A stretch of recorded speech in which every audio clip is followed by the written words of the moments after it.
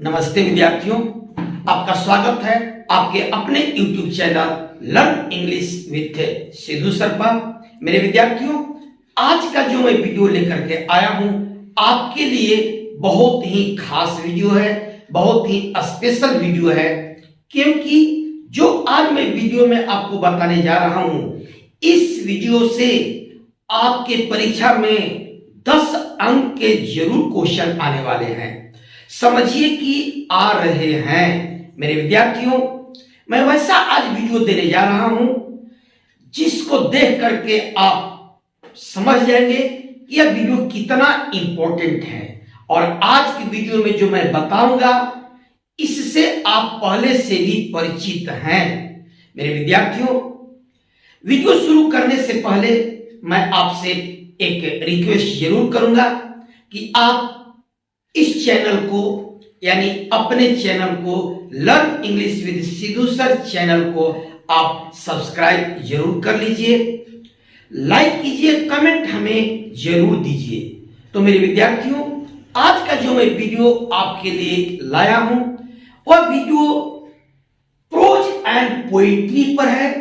मेरे विद्यार्थियों, आप प्रीवियस ईयर के क्वेश्चन आप देखते आ रहे होंगे।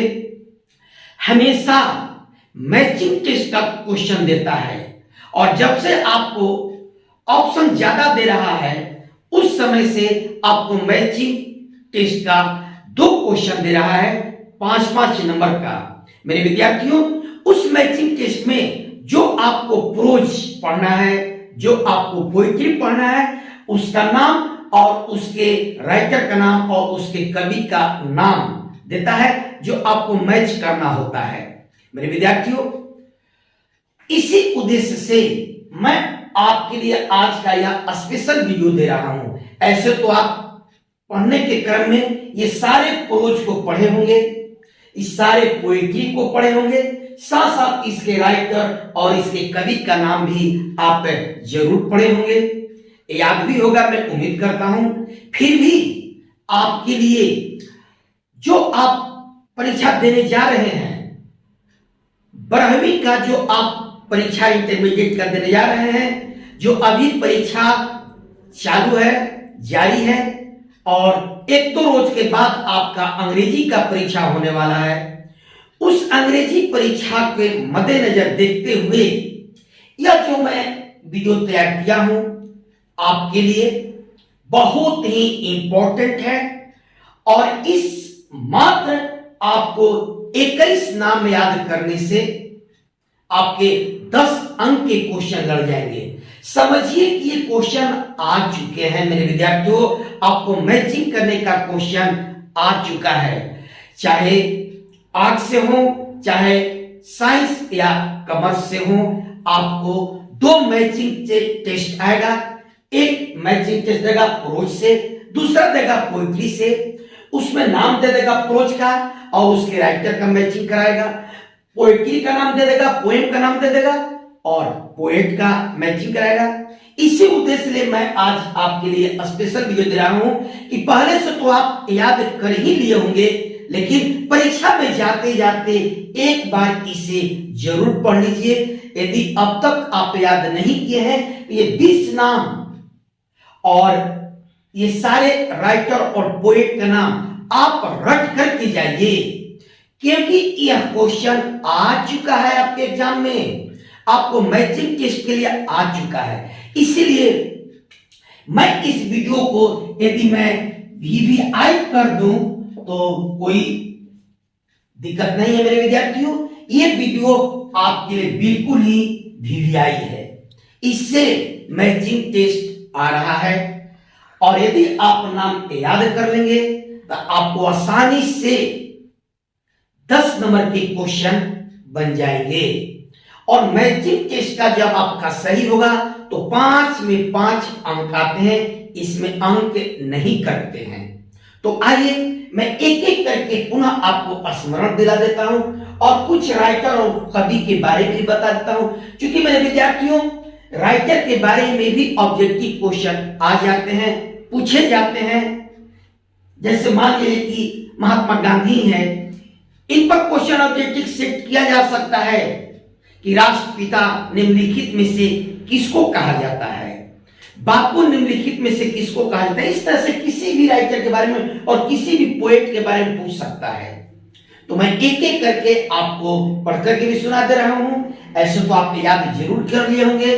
पुनः मैं स्मरण दिलाता हूं मेरे विद्यार्थियों कि अब तक आप याद नहीं किए हैं तो आप एक दिन में भी 1 घंटा में भी सारे नाम याद कर सकते हैं।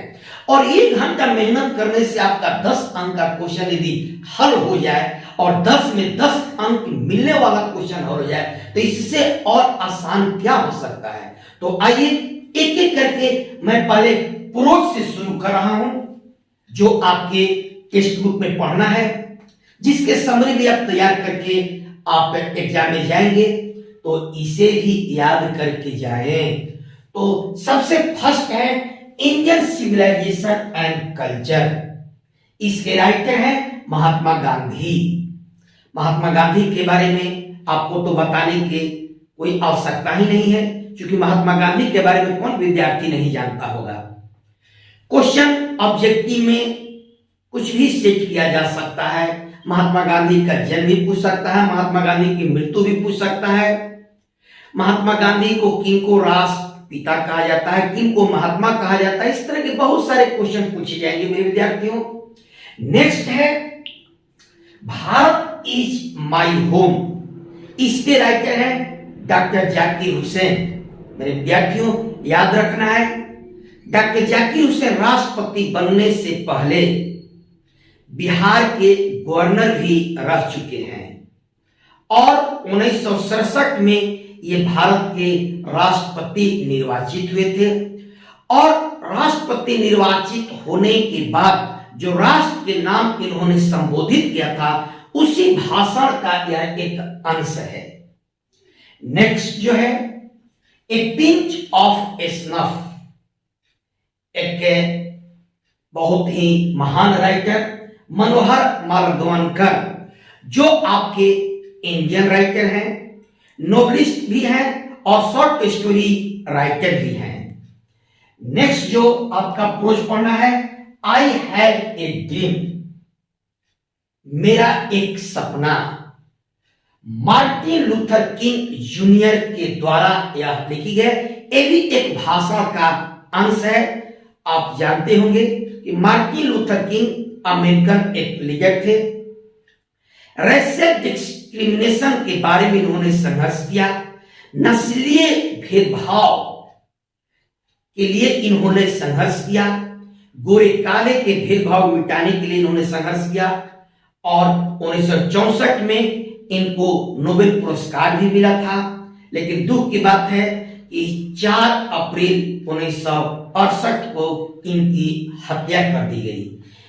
ये भी घटना पूछ सकता है कब इनकी हत्या की गई, कब इनका नोबेल पुरस्कार मिला और किस लिए ये प्रसिद्ध हुए। सब तरह से आपको मैं समझा देता हूं। नेक्स्ट है ideas that have help Mankind, विचार जिन्होंने मानव जाति की मदद की है। बर्ट्रैंड रुसेल के द्वारा यह लिखी गई है। बर्ट्रैंड रुसेल ब्रिटिश फिलोसोफर हैं, हिस्टोरियन हैं, मैथमेटिशियन भी हैं और एडवोकेट भी हैं।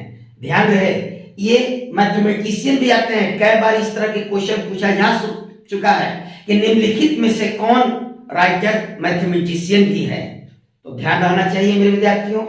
नेक्स्ट है द आर्टिस्ट। द आर्टिस्ट सिगानोया के द्वारा लिखी गई है। सिगानोया एक जापानी राइटर है, बहुत प्रसिद्ध राइटर माने जाते हैं। नेक्स्ट है a child is burn, German ग्रियर के द्वारा लिखी गई है। जर्मन ग्रियर ऑस्ट्रेलियन राइटर हैं जो नारीवादी लेखक मानते, फेमिनिस्ट राइटर मानी जाती हैं।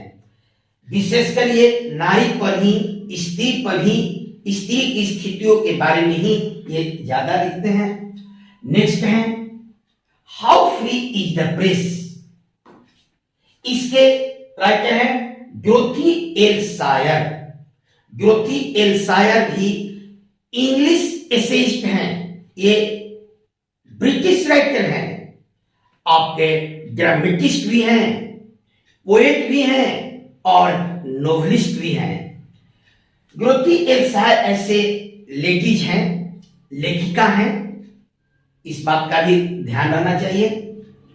नेक्स्ट है द अर्थ, इसके राइटर है H.E. बिक्स। H.E. बिक्स भी ब्रिटिश शॉर्ट स्टोरी राइटर है और जर्नलिस्ट भी हैं।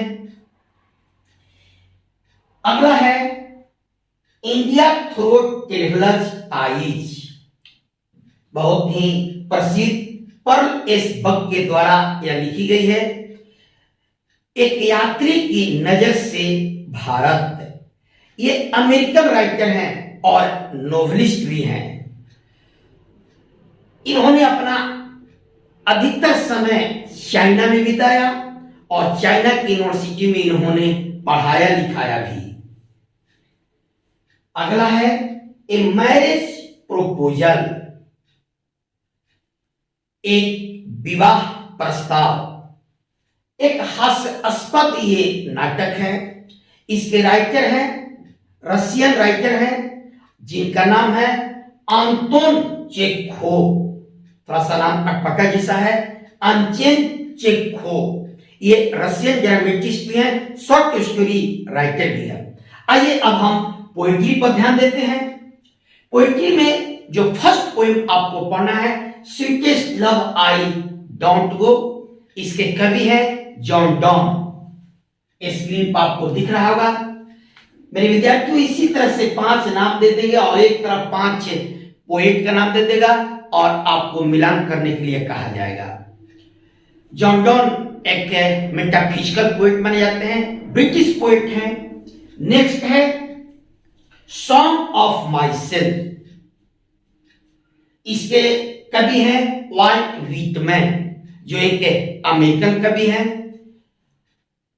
Sweetest love I don't go, song of my self मैं 5 वीडियो आपको पहले ही दे चुका हूं।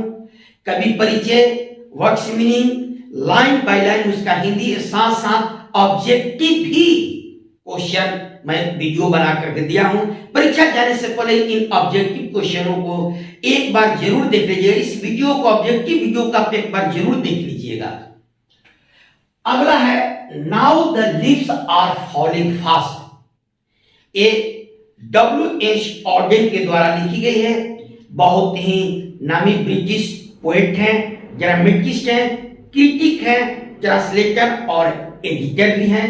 इसका भी मैं समरी आपको दिया हूं, इस पर भी मैंने ऑब्जेक्टिव क्वेश्चन आपको दिया हूं। उस सारी वीडियो को आप परीक्षा में जाने से पहले, एक दिन पहले मेरे विद्यार्थियों, आप शुरू से अंत तक जरूर पढ़ लेंगे ताकि आपको ऑब्जेक्टिव क्वेश्चन हल करने में या डिस्क्रिप्टिव यदि समरी लिखने के आएगा उसके लिए भी आसान होगा। अगला पोएम है टू ऑटम, प्रसिद्ध romantic, British romantic poet John Keats के द्वारा लिखी गई है। इनका भी मैं कवि परिचय आपको दिया हूं। नेक्स्ट है एन एपिटॉफ, वाल्टर डिला मेयर के द्वारा यह कविता लिखी गई है। इसके कवि है वाल्टर डिला मेयर। वाल्टर डिला मेयर भी ब्रिटिश पोएट हैं, शॉर्ट स्टोरी राइटर भी हैं और नोवेलिस्ट भी हैं। अगला है poem the soldier. The soldier पर भी मैं आपको समरी दिया हूं और उस वीडियो में मैं VVI 2022 से लिख दिया हूं, आपके एग्जाम के लिए इंपॉर्टेंट है। इसके कवि हैं रॉबर्ट ब्रूक, ये भी एक ब्रिटिश पोएट हैं और इनको वार पोएट भी कहा जाता है। अगला पोएम है मेटाविटी द मिस्ट्री कैट, ये भी T.S. एलियट के द्वारा लिखी गई है। ऐसे T.S. एलियट का जन्म अमेरिका में हुआ था, लेकिन इन्होंने परमानेंट सेटल कर गए थे इंग्लैंड में। ये बहुत ही प्रसिद्ध पोएट हैं, एसेइस्ट हैं, ड्रामेटिस्ट हैं, क्रिटिक हैं और साथ ही साथ आपका एडिटर भी हैं और इनको नोबेल पुरस्कार से भी नवाजा गया है मेरे विद्यार्थियों, इनको नोबेल पुरस्कार भी मिल चुका है। अगला पोएम है फायर हिम या हाइमन, पढ़िए। इसके कवि है के एन दारूवाला, जो एक इंडियन पोएट है, शॉर्ट स्टोरी राइटर है। अगला है अस्निक, इस कविता के कवि हैं डीएच लॉरेंस। डीएच लॉरेंस भी ब्रिटिश पोएट हैं, नोवेलिस्ट भी हैं, शॉर्ट स्टोरी राइटर भी हैं और एसेइस्ट भी इनको माना जाता है, बहुत ही प्रसिद्ध उपन्यासकार भी हैं। अगला जो आपको पोएम है माय ग्रैंड मदर्स हाउस, इसका भी मैं समरी आपको वीडियो के माध्यम से उपलब्ध कराया है। इसके कवि हैं कमला दास, जो एक इंडियन पोएट है और शॉर्ट स्टोरी राइटर भी है। तो इस तरह से मेरे विद्यार्थियों आपको 10 पोएम और 11 प्रोज और इसके राइटर और इसके कवि का नाम याद कर लेने से आपको 10 अंक के प्रश्न हल होंगे। आपको मैचिंग टेस्ट में 2 पूछेगा, पिछला साल भी पूछा था, इन साल भी 2 मैचिंग टेस्ट आ रहा है, समझिए कि आ गया है। इसीलिए मेरे विद्यार्थियों मेरा सलाह है कि अभी 1-2 रोज इंग्लिश का एग्जाम अभी होना बाकी है, आप इसे रट करके जाएं। एक बार इस वीडियो को शुरू से अंत तक देख लीजिए और कोशिश कीजिए कि थोड़ा समय दे करके ये 20 नाम आप रट जाइए। यदि 20 नाम रट जाने से ही आपका 10 अंक का क्वेश्चन हल हो जाएगा, तो इससे अच्छी तैयारी और क्या हो सकती है। इस तरह से मेरे विद्यार्थियों मैंने यहाँ प्रोज पोएट्री जो आपके टेक्स्ट बुक में पढ़ने हैं, इसीलिए आपके लिए वीडियो मैं तैयार किया हूं कि आपका विशेष ध्यान इसके तरफ मैं खींचूं, ताकि आपके एग्जाम में यह सहूलियत हो जाए, आपके मैचिंग से संबंधित क्वेश्चन आसानी से हल हो जाए। मेरे विद्यार्थियों मैं पुनः आपको सलाह दूंगा कि इंग्लिश का जवाब और इंग्लिश का क्वेश्चन अच्छी तरह से आप हल करेंगे। पहले आप क्वेश्चन अच्छी तरह से पढ़ेंगे, पहले आपको ऑब्जेक्टिव क्वेश्चन हल करने के लिए मिलेगा, जो ओएमआर शीट पर आपको गोला को रंगना होता है। मेरे विद्यार्थी ध्यान रहे, ओएमआर शीट 1 घंटा के बाद ले लिया जाता है, उसके लिए आपको 1 घंटा या 1.5 घंटा ही समय दिया जाएगा। यह मत समझिए कि उसके लिए भी 3 घंटा समय मिलेगा, नहीं। तो आप बारीकी से ओएमआर शीट को, ऑब्जेक्टिव क्वेश्चन को जितना कहा जाए उतना हल करके और अच्छी तरह से उस गोले को काला करेंगे। ओएमआर शीट मुड़े नहीं, गंदा न हो और गोला करने में आपके कलम बाहर उस गोला से भी गोला न हो जाए, क्योंकि वह कंप्यूटर जांचता है। मेरा सलाह है बारीकी से, समय के अधीन, यह मत समझिए को भी 3 घंटा मिलेगा, नहीं। आपको 50 ऑब्जेक्टिव है तो 1.5 घंटा ही समय मिलेगा, उसी में आपको हल करना है और उस गोला को रंग भी देना है। जो डिस्क्रिप्टिव क्वेश्चन जिसके लिए आपको बहुत सारे ऑप्शन हैं, उन ऑप्शन को अच्छी तरह से पढ़ेंगे। जितना शब्दों में मांगता है जवाब, लगभग उतना ही शब्दों में आप जवाब देंगे। कोशिश करेंगे आपका स्पेलिंग शुद्ध हो, कोशिश करेंगे आपकी हैंडराइटिंग भी खूबसूरत हो, क्योंकि यह लिटरेचर है और लिटरेचर में स्पेलिंग की महत्व और हैंडराइटिंग की महत्व, शुद्धता की महत्व ज्यादा रखता है मेरे विद्यार्थियों। तो इसके साथ ही आपके परीक्षा के लिए जो आप 1-2 रोज में अंग्रेजी का परीक्षा देने जा रहे हैं, ऐसे में उम्मीद करता हूं कि जो परीक्षा आप दे दिए हैं, मैथ हो चाहे फिजिक्स हो या जो केमिस्ट्री होने वाला, आपका परीक्षा अच्छा गया होगा। आगे के परीक्षा के लिए मैं बहुत सारी आप सबों को शुभकामनाएं देता हूं, बहुत सारी आपको दुआएं देता हूं कि आपकी परीक्षा अच्छा जाए, आपके सभी प्रश्नों का हल आप लिख सके, उसके जवाब लिख सके। इसके साथ ही आप सभी विद्यार्थियों को मेरा पुनः एक बार शुभकामनाएं। नमस्कार।